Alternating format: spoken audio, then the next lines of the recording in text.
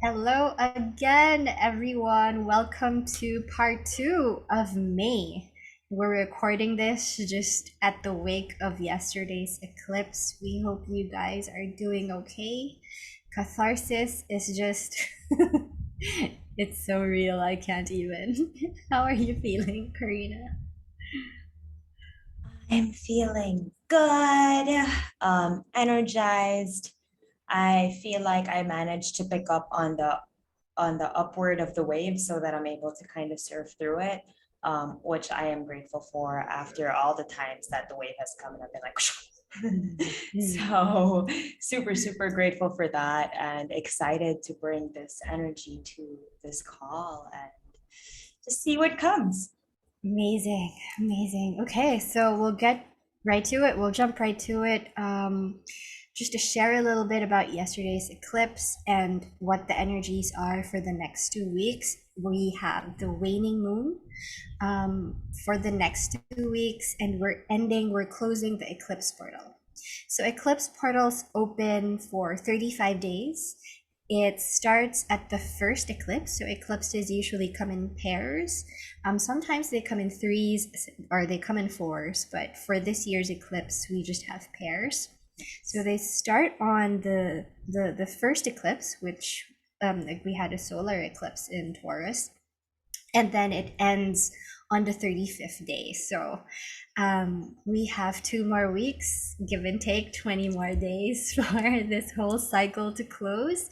We just had a South Node eclipse in Scorpio. So, South Node eclipses are all about the past. It's all about leaving the past behind. It's all about liberating ourselves from the past, discharging. So, if you remember part one, we were all about letting go of the past, forgetting the past, letting go of negative energies. We're still in that wave. It's still really about catharsis. It's about being gentle with ourselves, especially on the area of our chart where Scorpio is and where essentially all the fixed signs are. So that's Taurus, Scorpio, Leo, and Aquarius. Be as gentle as you can with yourself. Be as gentle as you can with your bodies. And this is also us saying this at the wake of our flu. We had a crazy flu season. I think we're still recuperating. We're still getting our voices back. But yeah, there's a lot of activation in the throat going on. There's also a lot of activation in the solar plexus and the root chakra, a lot of clearing and cleansing. The next 2 weeks, as the moon wanes, is a perfect time to do some sort of cleansing. I don't know, like a colon cleanse or some like starting an Ayurvedic diet. If that's something that you're into, starting a meditation or having going back to your spiritual practice would be such a good is I think is a good practical tip for the next 2 weeks. What's coming up for you, Kate? I love that because, like I just told you before we started recording, my tummy issues have been louder than ever since the last like 6 months. And, there's only so much you can put something under the rug, right? There's only so long that you can say, okay, it hurts again. I'm just going to deal with it. Okay, it hurts again. I'm just going to deal with it. Like, at what point do we stop perpetuating pain into our system just because we've been taught that pain is good? Mm, Um, and so, as I'm saying that, like that was a bit that right now that just came in as such a big like breakthrough. Like, why do we allow ourselves to hurt for so long? Why don't we just make the change? And the answer is because change is difficult, right? And because we're going through a fixed axis eclipse, a fixed axis eclipse, sorry. And it's just like, it's just so fixed, it's just so stubborn. Whether or not it's serving you, it's stubborn. mm, And so I think this only changes when we really understand and realize our worth, and when we realize the magic we're able to create, when we're working at our highest capability. And we're only working at our highest capability when we're allowing our bodies to feel nourished, to feel cleansed, to feel detoxified of poison, whatever that poison looks like, right? Whether it's thoughts, whether it's actual food, whether it's emotions. It's like I feel like it's such a strong time of purging, like release, release, release, release as much as you can. Um, because there's also, as you were saying, there's so much activation going on at this part of our body. There's also so much activation going here. Like clearly, I got a cup cut as Jupiter moved into Aries. And so this Aries energy is big head and face energy. And then we have Mercury retrograde in Gemini, which is more head energy. And so if we're not tending to this bottom half and allowing it to detox and recuperate, then how are we even going to expect ourselves to integrate what's coming in through here? There becomes a disconnect, and you can imagine it's pushing up from here, and this is pushing up from here. It meets in the throat. Surprise, flu season. So we're perpetuating our own pain, is what I just realized.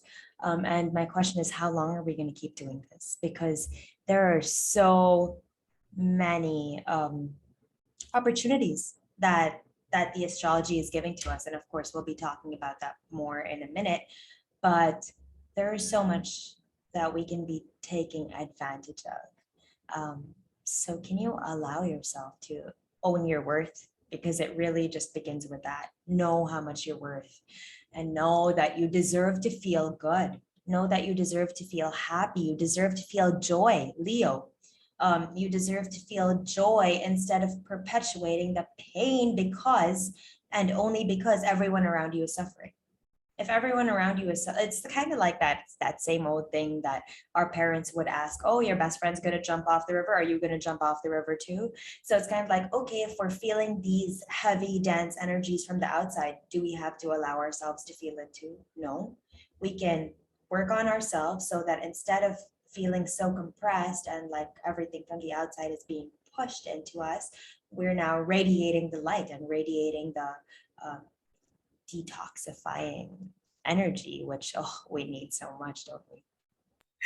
So much. And the thing with detox and detoxifying, oftentimes, I mean, I think it's natural, you know, oftentimes because we don't want it, like the stubbornness of Taurus. I mean, Sun is still in Taurus. The stubbornness of Taurus is there.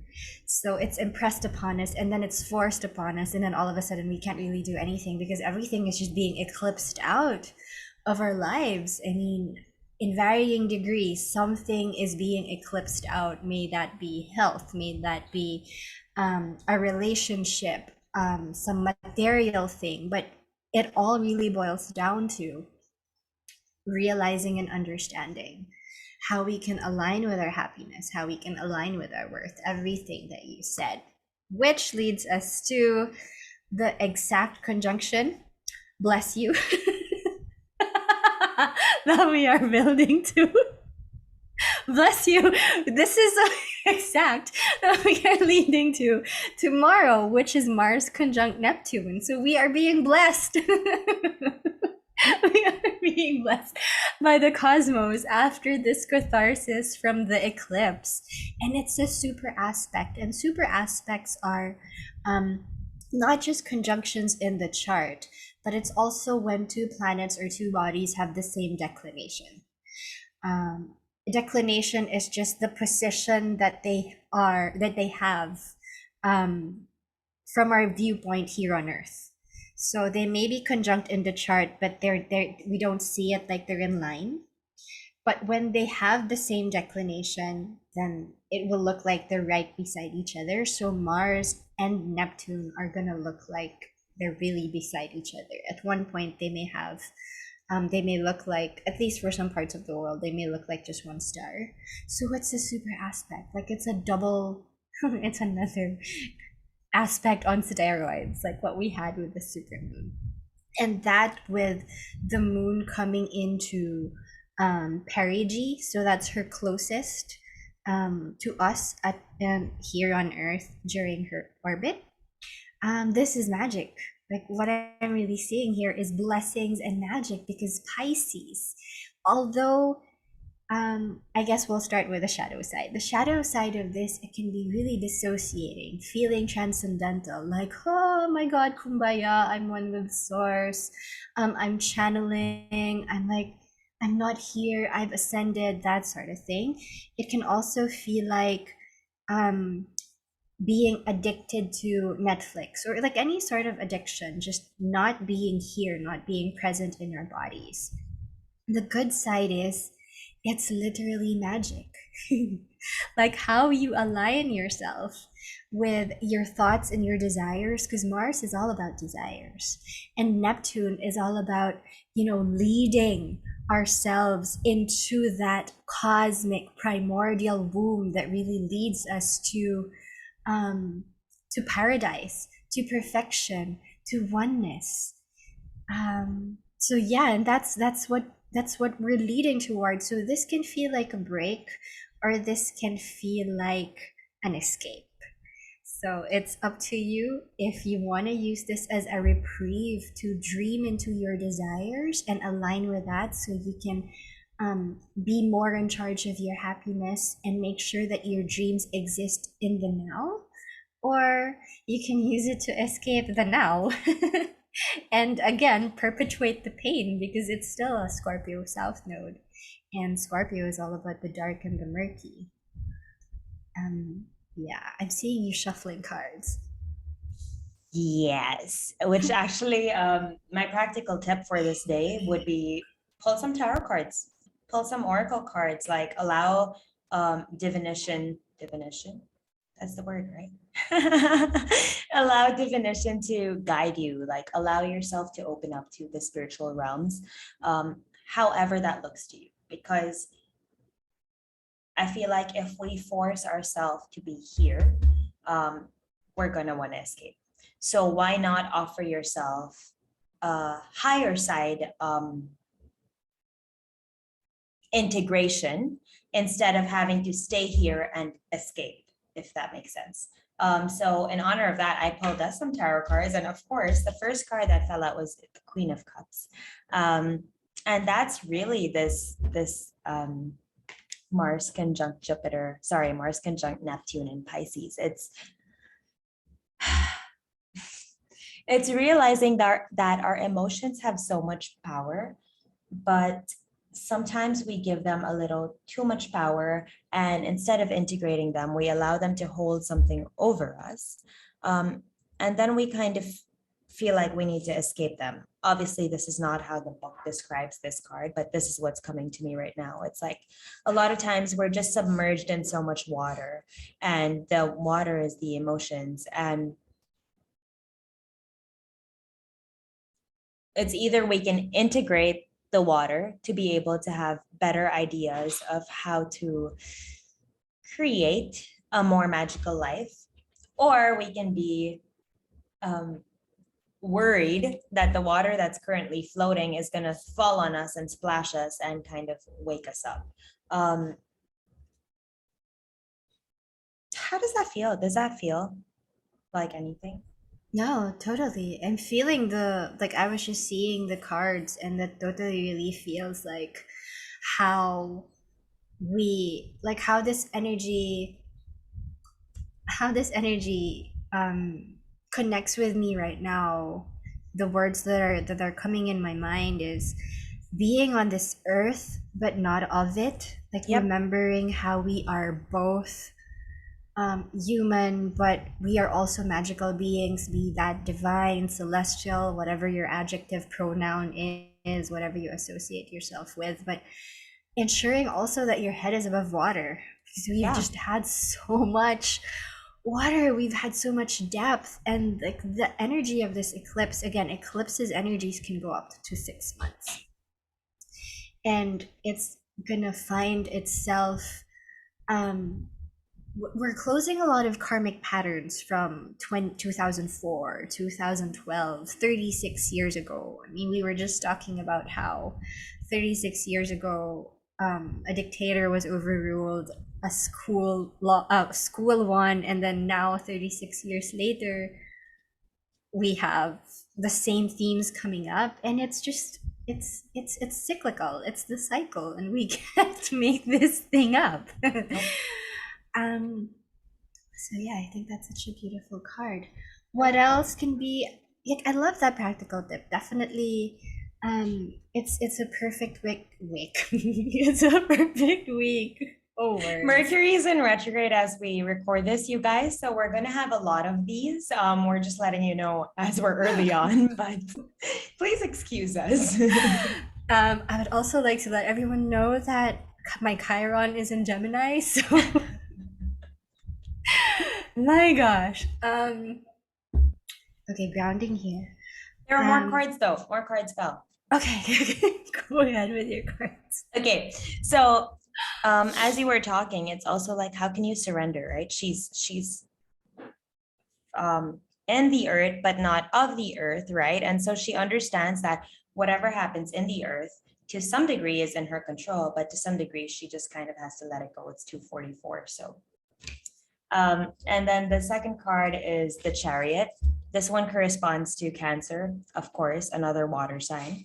And this one is a matter of choices. It's what are you going to choose to make sure that the inside of your shell feels like you're the one that's leading it?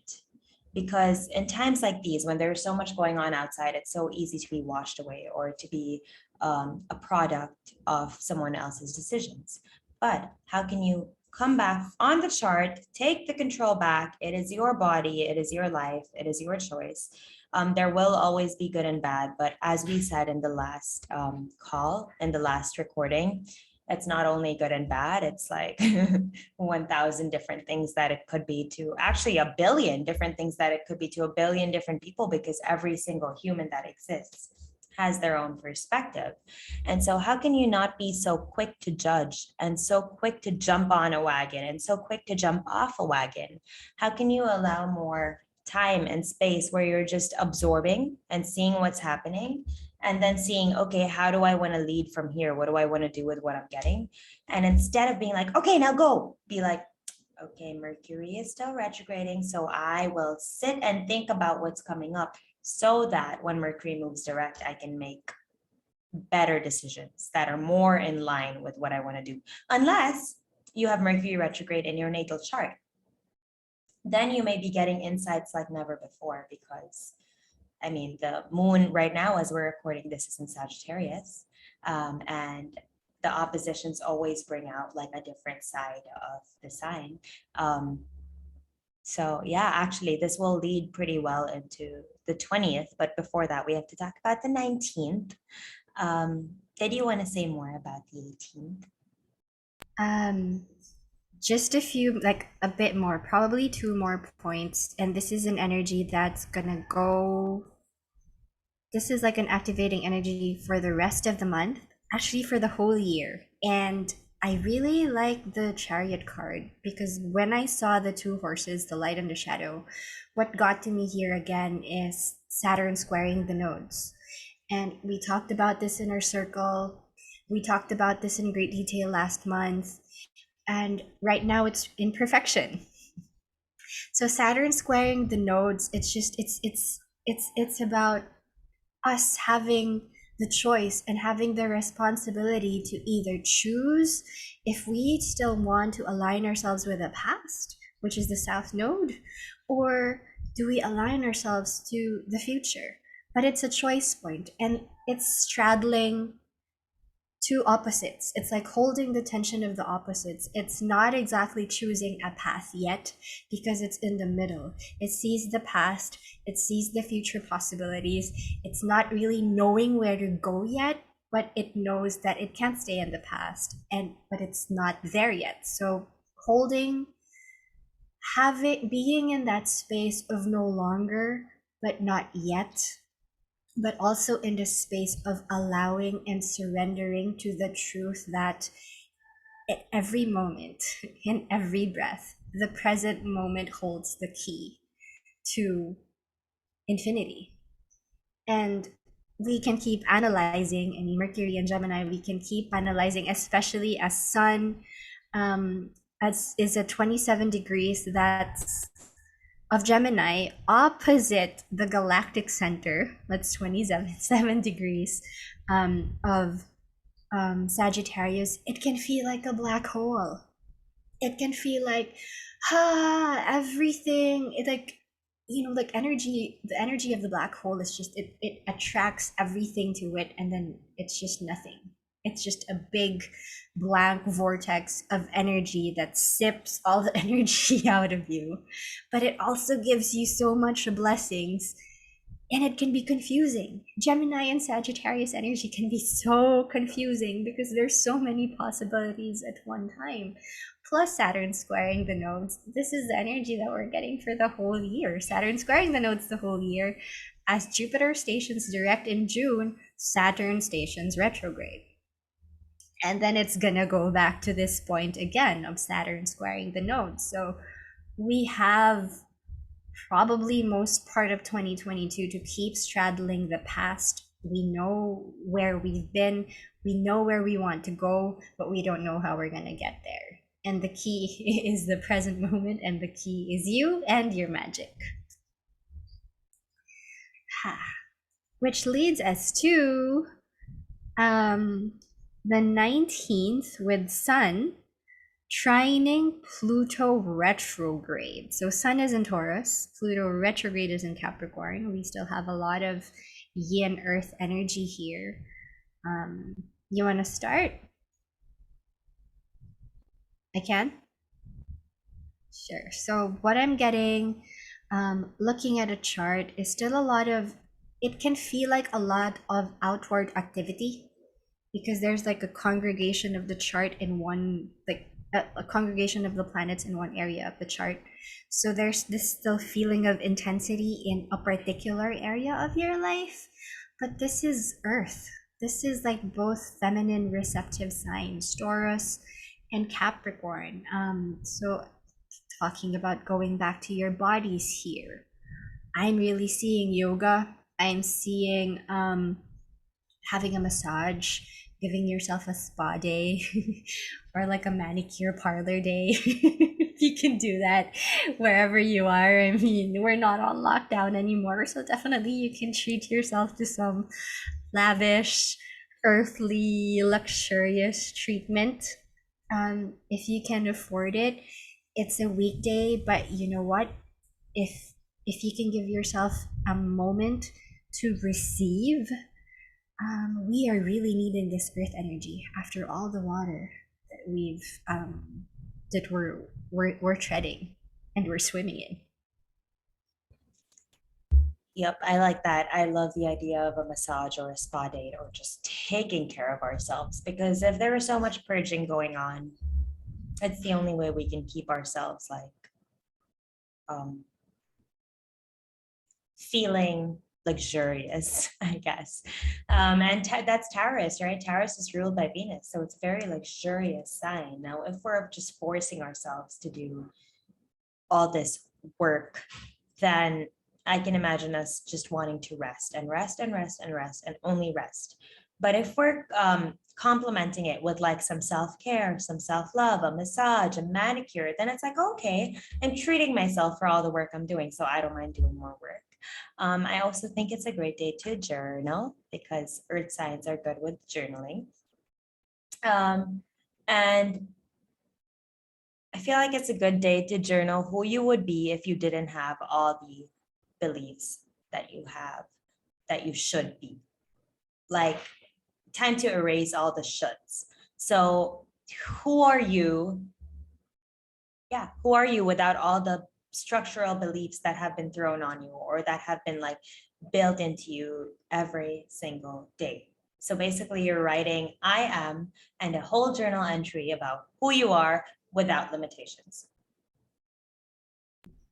Beautiful. Plus, Pluto retrograde in Capricorn. It's really still about unearthing all that conditions and limitations, your fears and your doubts. This is still the wake of Scorpio energy. On the 20th, we have Mercury retrograde sextile Jupiter. So Mercury retrograde in Gemini, sextiling Jupiter in Aries. I remember in part one, we were talking about how this energy feels for us is so much chatter, like so much talking and like just like sharing, oversharing, a lot of fire. And it can be a lot of like just mental activity. We're gonna go the opposite. When you're feeling all that mental activity, ideally you went to that spa day the day before. So when we enter the 20th, we're not feeling too floaty or flighty anymore, but we've journaled. We are feeling more grounded. We are feeling more present because this day we're really gonna feel like biting someone's head off. I hope we don't. I feel like though it can be such a gift if we did do that journaling and the spa day. Instead of wanting to bite someone's head off, I feel like it would be us realizing really incredible ideas that we have to create something new for the world that it needs. But then again, right, all of this is about, at the end of the day, astrology is just about learning to take care of ourselves so that we can work at our highest capacity and capability. And so if we're taking advantage of these like good days to do good things for ourselves, then it's much easier to kind of surf through the rougher days. But when we're not, then it's easy to get swamped by the water. And in this case, swamped by the fire. Well, not swamped, maybe burnt by the fire and air. But it's just such a good opportunity to see your mind and see your mind in a way that triggers come front and center because Aries, which is exactly what you were saying, right? Wanting to bite someone's ass off. But if we realize that the reasons we have our triggers are because of what we are mirroring based on what we witnessed and learned as we were growing up or as we were children, then we know that we have the opportunity to communicate in a way that's able to pull people out of this like stuck position of triggers and of little wounds playing out, because let's be honest, we're no longer little people. A lot of us don't want to grow up, but we kind of are grown-ups. So how do we begin acting like grown-ups even when we're hurt? That's so beautiful. That's so beautiful. I'm seeing moon in Aquarius um, on that day. So definitely a lot of air, but you can temper it with um, aligning with Breath work? yourself, breath work, also aligning yourself with groups and associations that align with your dreams, with your Yeah. hopes and dreams. I really see Aquarius as the sign of your hopes and dreams in your future, or spending time with your little ones, spending time with your children, and asking them about their hopes and dreams and see how you've forgotten your own. Like when you were their age, how can you now tend to their hopes and dreams? How can you tend to their future? Jupiter and Aries is such a beautiful, fiery energy to emblazon your passion, your own individual dreams and passion. So, yeah, I hope we can use this day for that instead of biting each other's heads off. Yeah, because actually we get a first class seat into I mean, we get a first class seat into our curiosities about life. Now, if we dig deeper, then we're actually able to not bite heads off. We're actually able to understand like what's going on beneath the surface. There you go, just a hint. Yeah. You know what? Ultimately, I think for this day, it's be kind to yourself and say a lot of I love yous, especially to yourself. That's important. I like that. That's really nice. On the next day, we have Sun moving to Gemini. So that's extra air. That's extra chatter. But it's also extra juice to get yourself out there. to align yourself with different groups or different groups of people. If you've aligned yourself with your communities the day before, here's an opportunity with Sun and Gemini to socialize again and to just get yourself out there and see, you know, probably, I think we said this also in part one. Um, During this Mercury retrograde, how can you use this time, this opportunity to meet different people so that you can gain different perspectives? This is more supportive of that energy. I like that. And as we meet different people, different parts of us are reflected back to us.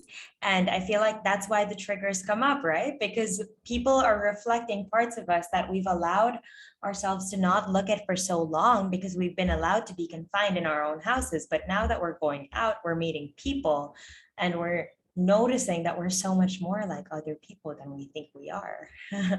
And then we get hurt, and then hurt people. And so it's an amazing time to just witness your wounds again. I mean, I know we keep saying this, and we've been saying this since the sun in Aries, but the only thing we can do when our wounds are so loud are allow our wounds some space. And, actually, um, so this reminds me of maybe it was 2 years ago now, or maybe a year ago, when I was learning to get to know myself. What I would do was talk to myself in the mirror, and I would record voice notes, literally talking to myself. It sounds a little bit crazy, but this time with like Jupiter in Aries, Mercury in retrograde in Gemini, when you get those words out and you hear them, you get such a different perspective of them. And I think that's really important right now. So if you want to get something out and if you want to say something to people, why don't you try recording it first and listening back to it and see how it feels? Because that's a good test in understanding how much your words are worth. And I mean, the sun is just about to move into Gemini. So worthiness is still playing a big factor here with Taurus. And of course, Taurus is the North Node right now. And so that's huge. And so as the sun moves through all these next signs, it's a matter of realizing, are we treating ourselves in a way that's worthy? Are we remembering how much we're capable and how much we're worth? Um, yeah, because if we keep talking about things that don't mean anything, then we're attracting things that don't mean anything. And I think that's a waste of the current energy that's giving us such a gift. Gifts, gifts, gifts. More gifts. The day after, we have Mercury Cazimi. So Cazimi, Mercury is in the heart of it. Mercury is gonna be between. This is sort of an. This is not sort of. This is an eclipse where Mercury is eclipsing the sun, but obviously can't do that because the sun is huge. So what I'm feeling here is there's no sense to ask ourselves to quiet our minds because the whole purpose of our minds is to think. That's what it's there for. But this is such a brilliant day to actually receive insights from the sun, receive downloads, receive breakthroughs from the sun. So just allowing the chatter, but ensuring that we have a channel, and that channel is our body.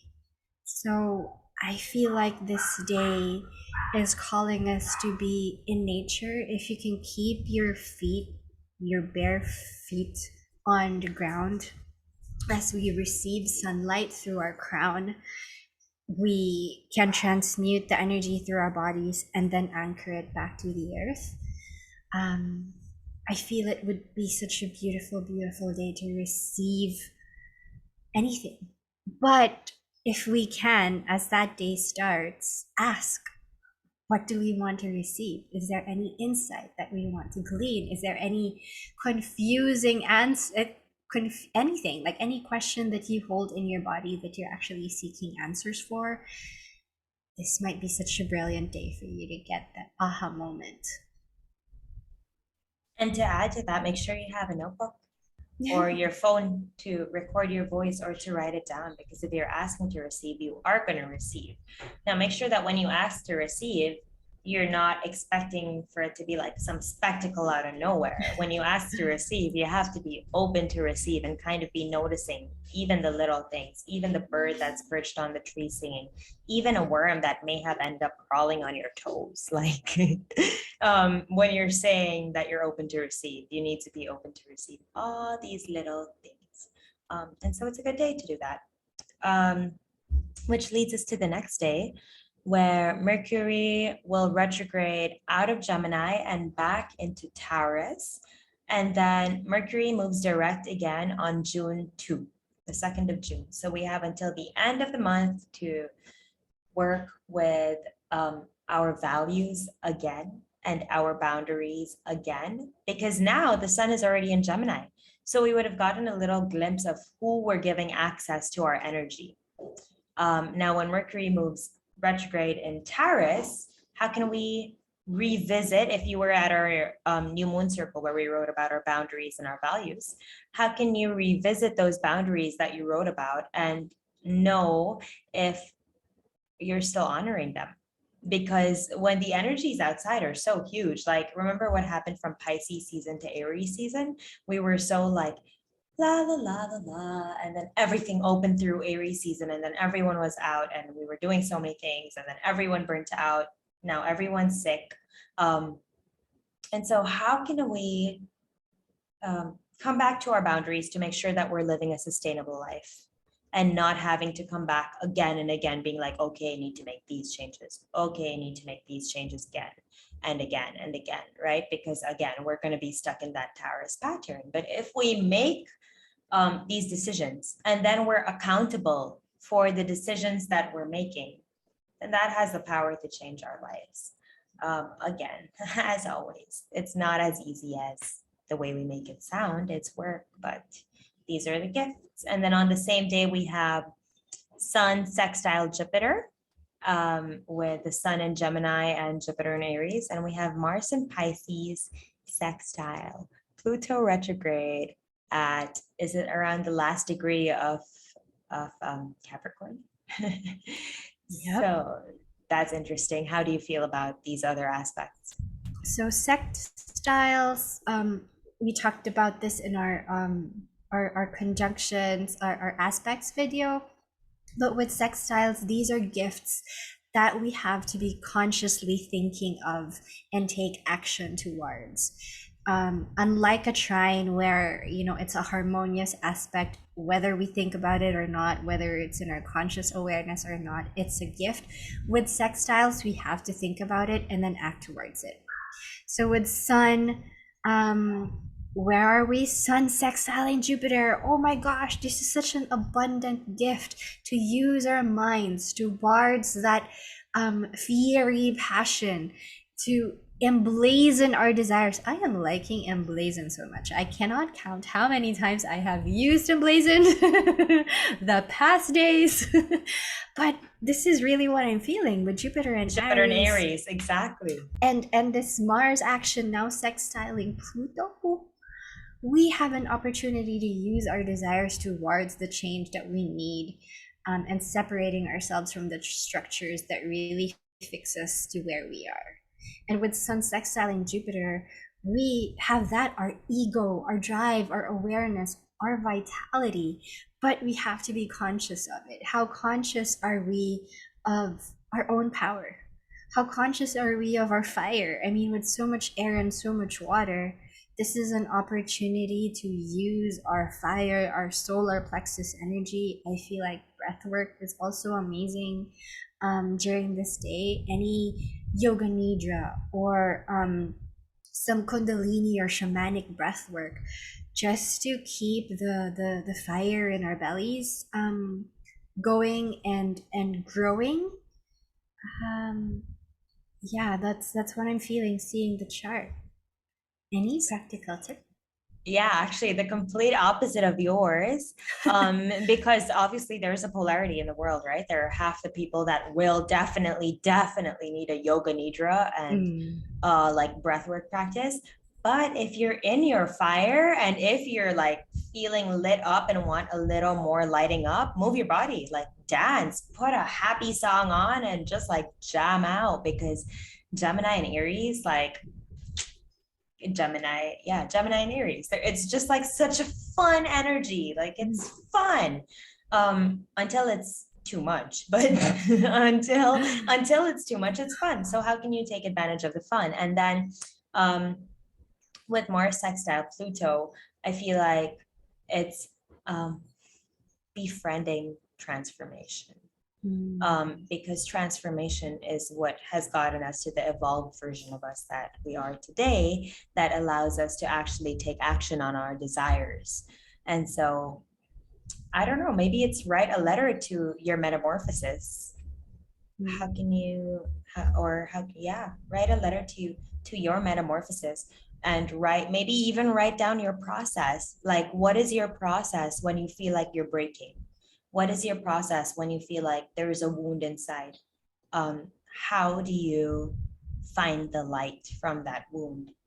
Because Mars is moving out of Pisces, but it's just so creative to me. Like it's such nice creative energy. So if you can write a creative piece about like a letter to my metamorphosis, Mm. that could be nice. I wonder how it would come out, especially with Sun sextile Jupiter. I feel like it It, would be nice. I like that you said that because the next day, so on the 24th, we have Mercury retrograde sextile Mars. And with Mars in anaretic of Pisces, this is like endings, like total dissolution of whatever needs to dissolve, whatever you're supposed to let go and release. But with that Sun sextile Jupiter the day before, you can always ask for your release to be graceful. You can ask your metamorphosis to be easier and gentler. It doesn't have to be crazy difficult or painful. I mean, of course, at some level of death, it's not easy, but this is a blessing over here. Sun sextile Jupiter is a blessing. So ask for grace, ask for ease, um, and always allowing space to surrender. The same day, on the 24th, we also have Venus sextile Saturn. So Venus in Aries with Saturn in Aquarius. What do you feel with Venus sextile Saturn? Um,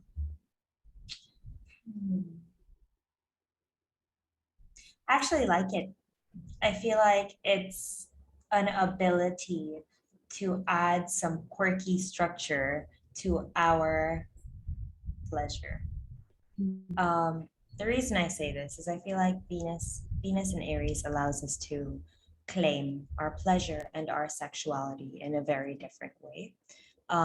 And with Saturn and Aquarius, it allows us to give structure to our pleasure. Even though pleasure does need structure, it's almost like um, how do I even word this? Like structure into our calendar pleasure time. Like how can you add pleasure time into your life? So um, I don't know, it sounds weird, but write in your like planner every 2 days or 2 times a week or whatever. Um,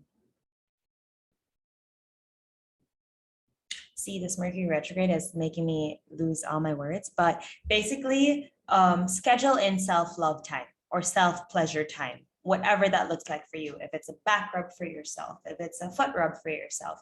But I want to make it really clear that it should be from you to you, because Venus is in Aries. You're showing yourself how much you love yourself so that you can begin being more accountable for yourself.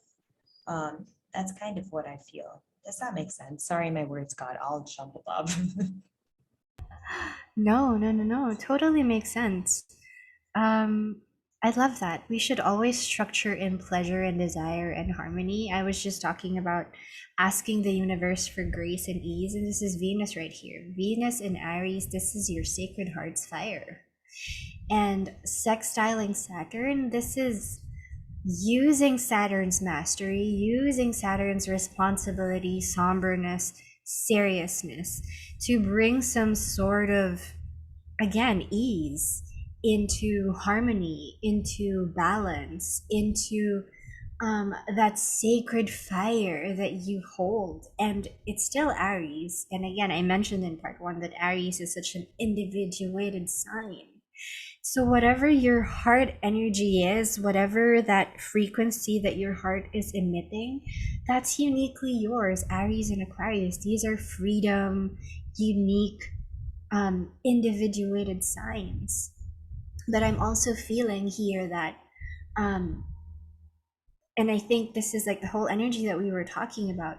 When we align ourselves with that frequency of happiness and joy that is uniquely ours, we also call in abundance, peace, harmony, Venus, right? Pleasure. But that's Saturn's work. And this whole Saturn and Aquarius squaring the nodes work is just really asking us to align to that frequency, align ourselves to that energy. Albeit Saturn is structure and condition and limitation and all that, it's not a fun energy for the whole year. But we talked about perspectives, right? We talked about how we can always choose to see. We can choose to see Saturn as such a killjoy or such a like strict totalitarian general that's asking us to wake up every morning and stick to a routine. But we can also use Saturn, like just reframe that perspective as an opportunity to grow and expand and align ourselves to our highest selves, which is like this whole Venus in the underworld surrendering and remembering phase is really reminding us to be for the remainder of her underworld journey, like for 5 more months. She is a morning star, meeting with waning crescent moon every end of the month, asking us to surrender who we no longer are, so that when she goes back and rises as evening star, we will remember and embody who we're really here to be. And again, on the 25th, we have Mars entering Aries. So, boom, there's your fire for you. Gosh. Um, so as I'm looking at this, so my dad's birthday is May 25, and Happy in birthday. his natal chart, he has Sun conjunct Mars in Gemini. Um, and so as I'm reading this, I'm just like thinking about his energy and his very like, let's go, let's get things done, let's do this and let's do that, and let's meet this person and that person, and let's help this person and that person. Oh, I told you yes to this. No, I didn't mean yes to this. Like it's just so much energy that's kind of confusing. Okay. um, so yeah, just a little glimpse. But this is actually the only aspect that I wrote out something for. So I'm going to take advantage of that and read out what I wrote for Mars entering Aries. I wrote, funny because you just said the totalitarian about Saturn, right? I began this by saying the authoritarian. This brings about strong, daring energy to go for your goals and run with your passions. It's energy that will bring that oomph and finally allow you to begin setting up the framework of everything that you've dreamed of and been working through while Mars was in Pisces. This fiery energy brings us newfound energy and lots of chatterbox energy, although Mercury is still in retrograde. Know where you're channeling your attention, because this energy could be all over the place. And so it would be a great time to come back to your vision board and look at what that looks like. What are you trying to accomplish? Remember, we started this vision board in the Aries new moon, and now it's Gemini season. So how is it looking? Is it looking like you've actually been able to work on it and bring it to life a little bit? Or have you completely gotten distracted and you forgot you even made a vision board and you don't know what your goals are for the year? And if you have, how can you come back to that vision board? If you don't have a vision board yet, how can you make a vision board? Because Mars in Aries has like a lot of energy, a lot of capability to create something new. And so I feel like this is just such a gift. It's a lot of energy, but if we don't know what we're putting the energy towards, that's when it gets a little bit chaotic. And I think we've had enough chaos going around. So I said, make sure you come back to your vision board and have a look at how Mars can help you expedite the process, but enjoy the journey. Be cautious of unnecessary fights due to meaningless words. Remember that once they've slipped your tongue, there is no going back, because Aries is very quick energy. Mars is very quick energy. Mars rules Aries. And so it's happy when it's hot headed. But remember that when tempers fly high, maybe take an ice cold bath. I was gonna say an ice cold bath for this day, because 0 degrees of the cardinal signs is what we call the world point. And the world point is um, where energies can be seen at a global scale. And with all the fiery energy that's going about everywhere and around the world, maybe we should temper that with a cold bath.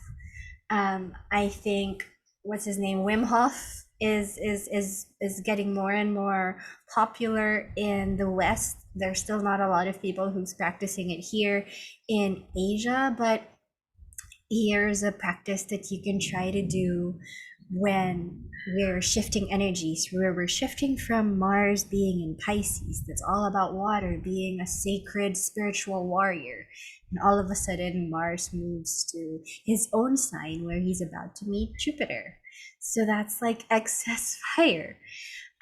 You can try having a warm bath for 20, like when you're in the shower, let the warm water run for 20 to 30 seconds, or if you can, up to a minute, and then yank it up to its coldest for another 20 seconds to a minute, and then do the reverse again to the warmest that your body can take, and then switch it up again to the coldest that it can take. So what it's doing to your cells and to your blood vessels is it's actually helping it expand and contract so it can take in more energy. It also helps your brain cells to what do we call this, to eliminate brain fog. So you can try it that day, since it's a shifting of energy to diffuse the water that's evaporating out in the ether and just balancing your temperaments in your body. That's a practical tip that came to me on this day. So you can try that if you don't have the capacity to have an ice bath or have access to that Wim Hof method. But basically, the breathing there is when it gets too cold or when it gets too hot, you inhale through your mouth and then exhale through your mouth. And then just do that consistently for a minute. If you get lightheaded, take a breather, breathe normally through your nose, and then try to do it again. That's my tips for the day. Very cool tip. I'm going to try it if I can. Okay, the next day, which is the 26th, Mercury retrograde, trine Pluto retrograde. I feel like this is powerful. It gives us very good insight to what's been going on inside, only if we allow time and space. But I pulled some cards. I actually pulled it for Mars entering Aries, but I feel like it's actually for the next day. Here's the energy, okay? You are sitting somewhere and you actually have something going for you, but you don't know that you have something going for you or something handed to you because you're only focused on what's not going for you, or on those beliefs and structures that you've held, or on everything that hasn't been working. But if you dare to look the other side and realize, okay, maybe I'm stuck because I'm not looking at the alternate dimensions, try looking outside and see what you find. Another thing that could be happening is you might have had too much in your head. You might have absorbed too much energy from other people, too many thoughts from other people. As we said, like all these things in Gemini and Aries, it's like a lot in the head. And so if you've absorbed all of this, let it go. The Ten of Swords is realizing that like maybe you've picked up way too much in the headspace, and now you're realizing I'm gonna allow them to fly away because they're not mine. I need to make a space in my own body. And so it's either you're like looking somewhere else, but there is something going for you somewhere else, or you need to let go of, and a lightning just struck, or you need to let go of everything that you've been holding on to, especially mentally. And that's of course Pluto retrograde in Capricorn. Like, what are these structures that we've been taught for so long that we need to keep, and what's keeping you small? This is Mercury retrograde in Taurus. It's what's keeping you small, and are you focusing on what's keeping you small and what's keeping you empty because it's easy? um, and then the invitation is hermit. Look inside, allow space. I think this is a great day for you to do a grounding meditation. You know, those like inside timer meditations, or like any meditation you can find that it's like a visual meditation, or one that's actually talking. Because I notice a lot of times when I try to meditate and I'll just sit down and be quiet, um, especially with Mercury retrograde, there's a lot still going on. So how can you put on some meditation track so that you're actually able to sit and in that stillness realize that the light exists within you? You actually don't need to look to the left. You don't need to absorb anyone else's energy. It's all from inside. And so even if you're absorbing other people's energy, if you're operating from your heart and from what lies inside of you, it counters, right? There's people's energy coming here, but then if you're radiating, it's coming out. And so you have your own energetic boundary and energetic barrier, which actually leads, maybe my practical tip for that day is set an energetic boundary or set a barrier every time before you walk out of your house. Put yourself in a white bubble and make sure you know your energy, so that when you're out and you're picking up on other energies, it's so quick for you to be like, oh, this is not mine, I'm returning it. I love that. I actually share um, a ritual that I do every morning. So I love bath oils. I love body oils. I apply it every after a bath, even before I rub myself dry. I actually don't really like rubbing myself dry, just because I have a heavy vata, so my skin can get really dry. So what I do with my body oil or my bath oil is I charge it. So sometimes on a new moon, sometimes on a full moon, but I charge it. And then that's actually my shield. So when I step out of the shower and I rub that oil, it's sort of, it's physically, lathering yourself with protection before you get yourself out of the bathroom. Because like when you shower, right, you're energetically cleansing your body with water. And then, well, I mean, that's my daily ritual. So if it feels aligned, if it feels good for you, the thunder may agree. Maybe you can try it too. Because of course there's so much energy and imagining and calling in that bubble. I mean, that's the whole basis of Reiki, right? But physically touching your body, loving your body with the oil, protecting your body with the oil, it's a different experience for me. And this is my Capricorn stellium talking, so you can try that. Especially on the next day, we have Venus squaring Pluto. This energy can be like a crisis in action, from a crisis that may have come up when Venus was retrograde sometime in January, and she met with Pluto 3 times, January, February, something along that time.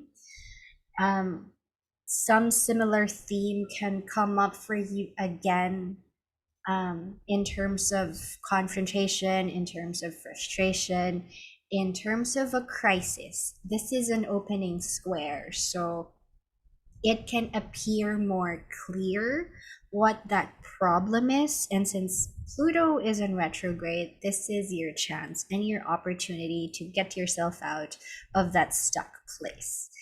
With Venus in Aries, that's an initiating fiery energy. You can use fire, write it down, burn it with, I mean, just burn it. and just release and rid yourself of it. Cut ties, cut it loose, get yourself out there. I actually pulled a card for Venus entering Taurus, but as you said, set it on fire. I mean, this is the card, so I guess it's for this. It's for Venus square Pluto. Um, I mean, figure out what doesn't light your heart on fire and burn that. Like write it down and burn that, because this card says follow the beat of your own drum. It says remember that that fire exists and remember that it's within you to use it. Yes, you may have these beliefs and structures and thoughts that have been taught to you for so long. Yes, you may be going you may be going through a metamorphosis, but that doesn't mean the rest of your life has to wait or stop or anything like that. Like typically people say don't begin anything on a Mercury retrograde. What did I do? I began a program through Mercury retrograde because sometimes there is just so much more power there.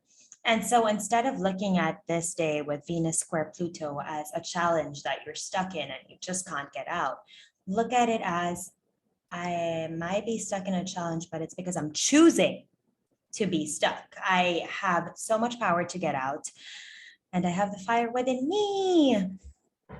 And yeah, as Thea said, like burn paper, burn fire, like put some candles around you, so that a lot of times when we see something in the physical realm, we're able to use that in our inside so much easier. So surround yourself with some candles maybe, and have a notebook so that if anything comes up, you can write. If I also feel like I should say that in my body, this kind of feels like if it feels too heavy for you this day, sit with it and understand why it's feeling heavy, because there's a reason there. There might be values that are not aligned with what's adding to it becoming heavy, but our invitation is always sit with your body before you listen to the practical tips that we're giving you. And so if sitting with your body is enough for you, please go ahead and do that. But if you feel like you want more, burn something. Set your soul on fire. I was gonna say, set your freaking soul on fire. Stop listening to us, or not. And just like set it on fire. And our neighbor's dog is agreeing.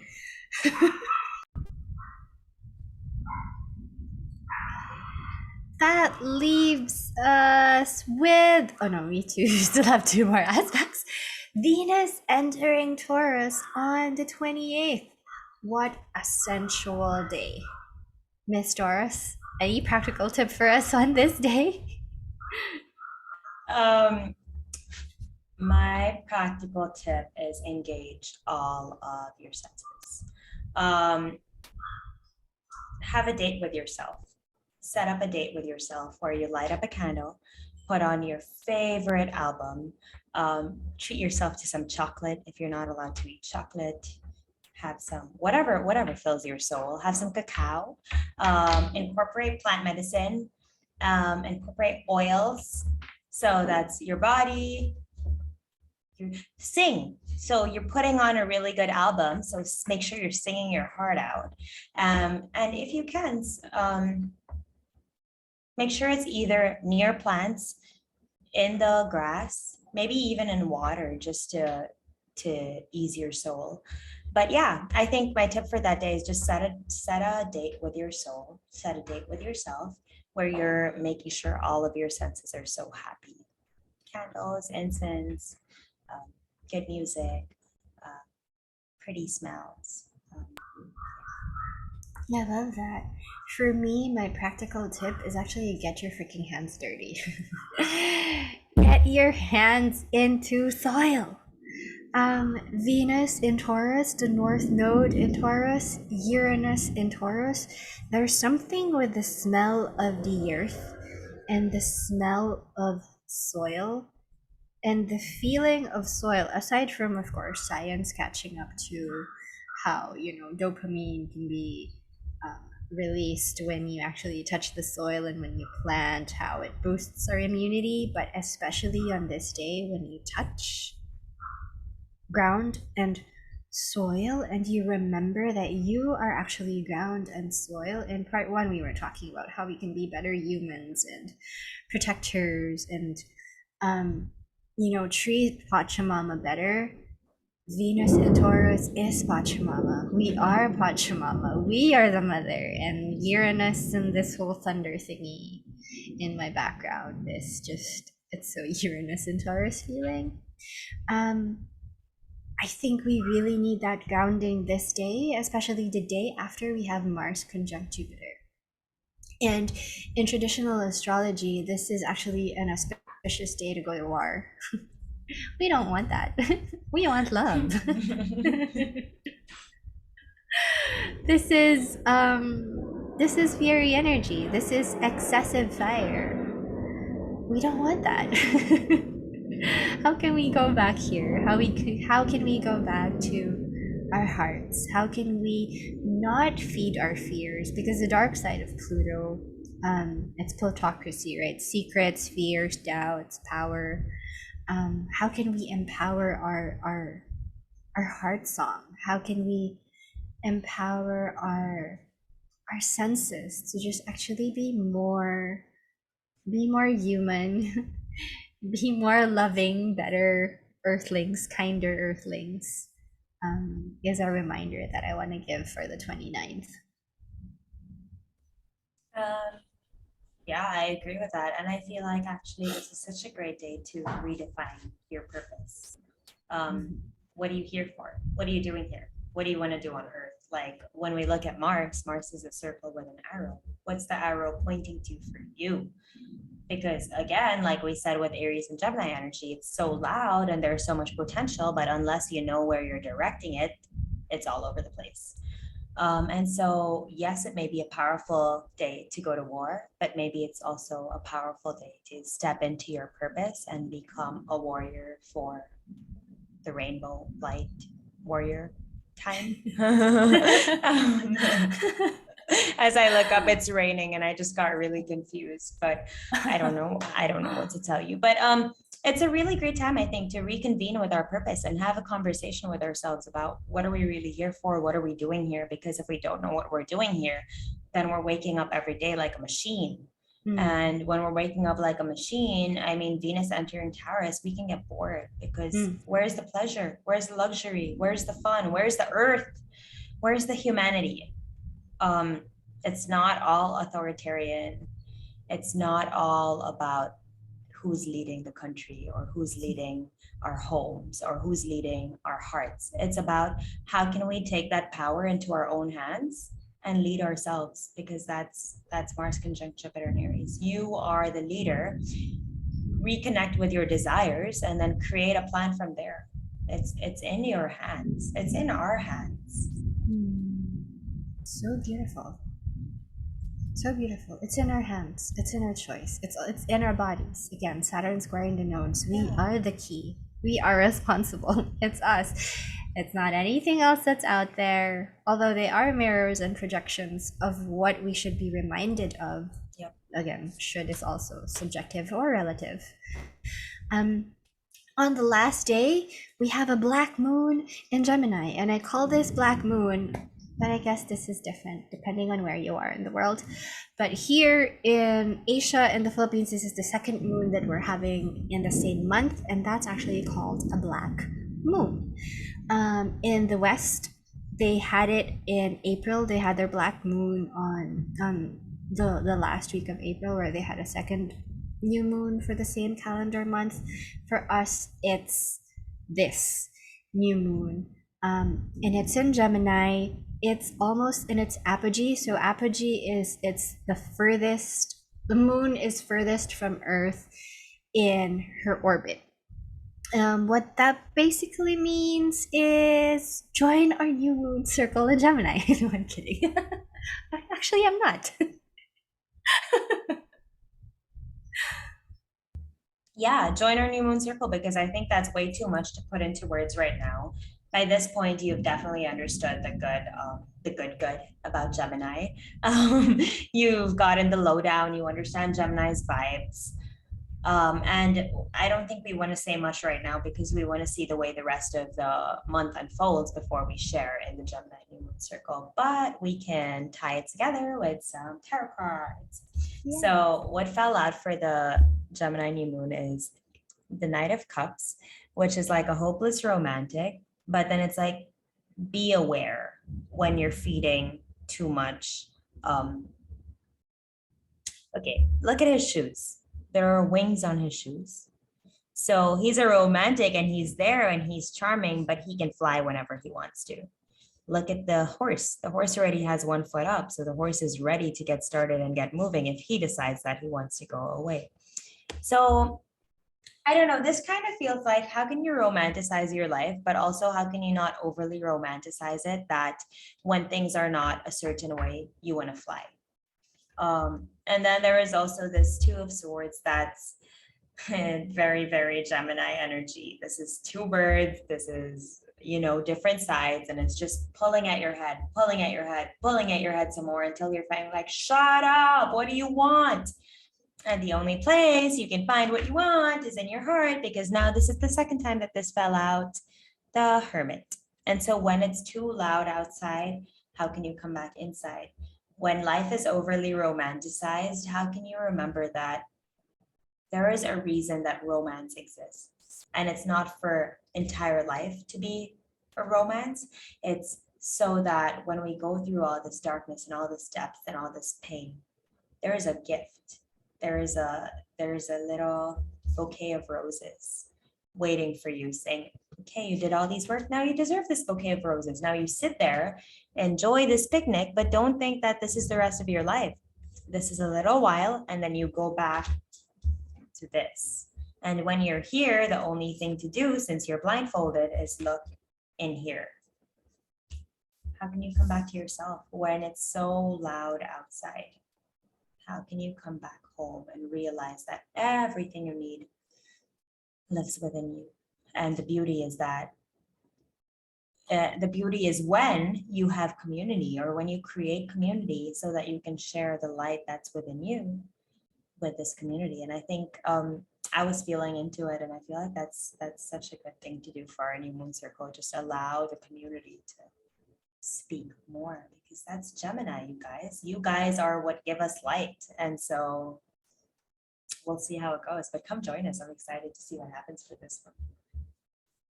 Yep. And so with that, again, this is still um we're ending the eclipse season, but we're moving towards solstice. Definitely more on that for June. But I really like what Karina said.